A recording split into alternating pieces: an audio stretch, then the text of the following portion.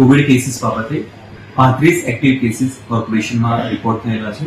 આ પૈકી ગઈકાલના રોજ 2 કેસ આવેલા હતા, 2 નવા કેસ આવેલા હતા અને 2 જૂના કેસ ડિસ્ચાર્જ થયેલા હતા.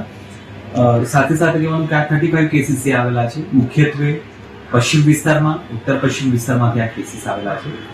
પશ્ચિમ વિસ્તારમાં 14 કેસીસ અને ઉત્તર પશ્ચિમ ઝોનમાંથી 11 કેસ રિપોર્ટ થયેલા છે.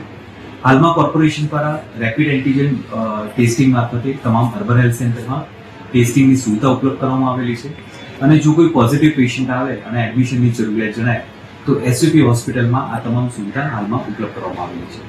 જે કોઈ પોઝિટિવ પેશન્ટ આવી રહ્યા છે એ લોકોને જીનોમ સિક્વન્સિંગની કામગીરી હાલમાં કાર્યરત છે.